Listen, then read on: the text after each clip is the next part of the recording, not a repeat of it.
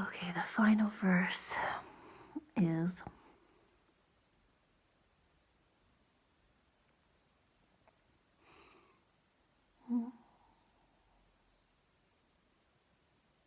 ask for help.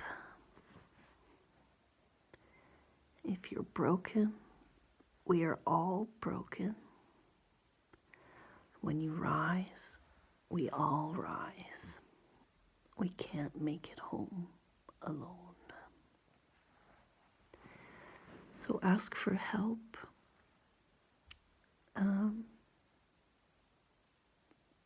Sometimes that can be very challenging, especially the harder and stickier and more shameful the thing is that you need help for, the harder it becomes for ask for help.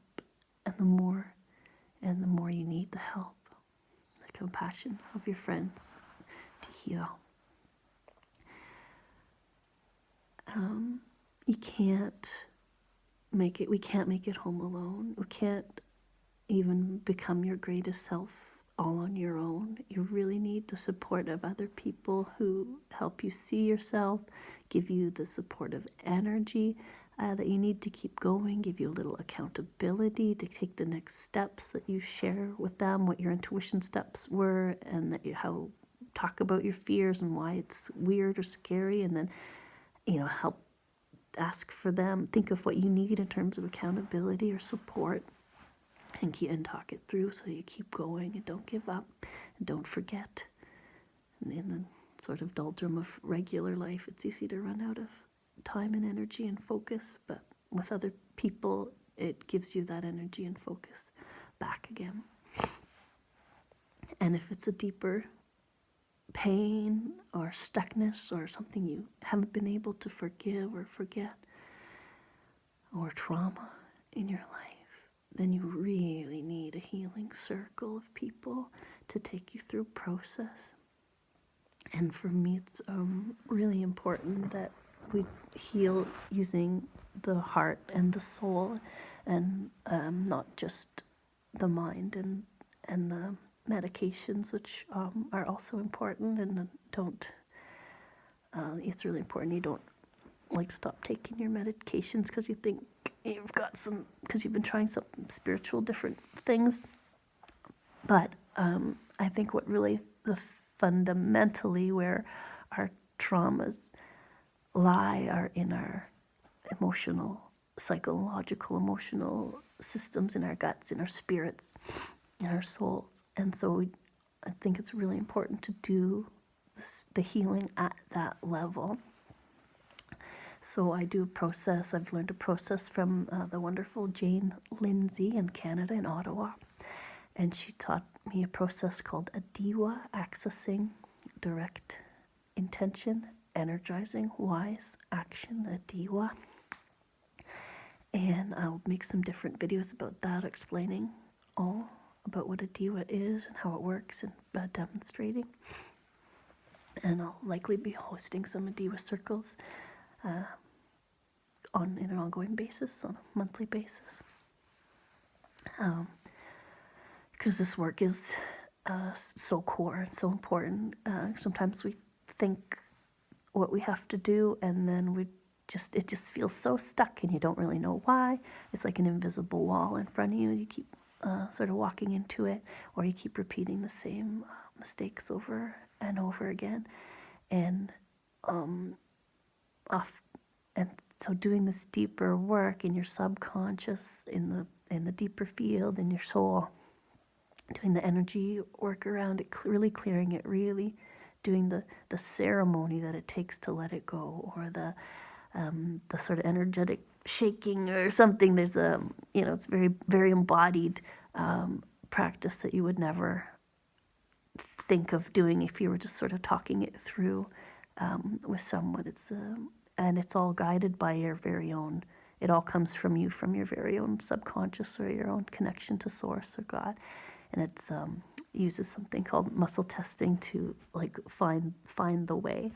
But we'll explain that more later. But so it's this healing and you need other people. You can do it by yourself a bit, but it's really not as deep or as far or as strong, because you really need that hold. You need to be held in a safe container, like a little egg, a little chick to hatch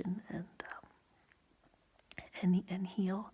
So a circle of a couple women or people or even a one-on-one healing is okay too, but I think having a few people is really helpful.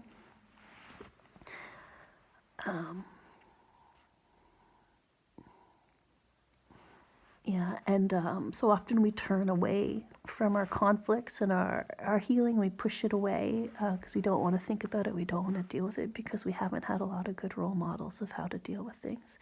We haven't had a lot of good results from the mind-centered way of working with things. When we just talk about conflicts, they often get worse. But when we really deal with conflicts from a emotional and soul level through usually some processes that are pretty like laid out, very precise usually with a good facilitator, then it's different. Then you're really held in someone who can hold the path to make sure it's a healing process and not a deepening of the wounds process. And it's just not widely known or understood or experienced. But once you start to experience it, you go, oh, okay, yes, okay, yeah, that's powerful, and sometimes you don't know exactly what happened. Actually, it's not very clear to your mind what had happened, but then you just find that quite naturally the issues are sort of floating away, like the clouds that were in the sky just kind of aren't there anymore, and you can see the fresh blue sky again. And then and then when you're not held back, you can rise. When you're not held back anymore by the fears and the pain and the blame and the traumas of your past, then you can just naturally, and then it becomes much easier to rise and be yourself, and you've got more energy to use for to give to the world, to give and receive.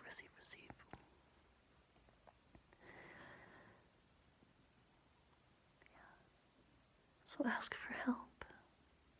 And when other people ask for help, be so kind and compassionate and give it to them. And hard lesson to learn is to not give other people advice. I haven't quite got there yet, but don't give people advice, but offer them space for healing. Hold them to heal themselves. Hold them to let go of work through their fears. Don't tell them what to do. It's like it's so tempting. Sometimes you can see it so clearly for someone else. Often you can see it very clearly for someone else, and it's more obstructed for yourself. So it's not that they don't know what to do. It's that they're having energetic sort of stuckness or healing to do. So by saying this out loud is really helping me as well to really really recognize, don't give people advice. Offer people a space to heal. Offer them your love, support, and say, oh, would you like to do a healing process with me and my friends that we learned? And just the more we can do that, the more we'll all be so relieved. We don't have to live in this anxiety and worry and pain, and we just don't have to. It takes some work, some beautiful, deep, loving work, some real courage, some real surrendering, some time. But the return on your time and energy and courage is exponential. Ask for help. When you rise, we all rise. So you don't even do it for yourself, do it for your family and do it for your children. Do it for all of life to rise, so we can all rise together. And that's why we don't leave anyone behind, and we don't, when someone's in a real funk, we don't cut them off. When someone's acting really terribly, we don't punish them. We really look at them and wonder I wonder how we can create a healing and growth context instead. I wonder what the trauma is there. This person is reacting, such a tiny thing happened and they're reacting so over the top angry. They must have a trauma there that just got triggered. I wonder how we can make it safe enough for them to start to take the healing steps. It's a very different mindset than what most of our culture does today. What does revenge ever get us? What does revenge and punishment ever get us? More revenge and punishment, more anger, more trauma. We fought so hard for the freedoms in the wars, but came home with so much trauma.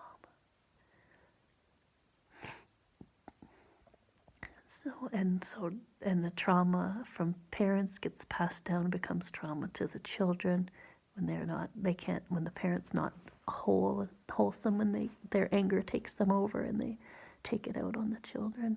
That's no way to run our civilization. Punish people, take their kids away. No, that's no way to treat families. Give them space of love and get true, deeper healing. Yes. That's the way that we make it home. When you're broken, we're all broken. And when you rise, we all rise. And that's how we'll all make it home.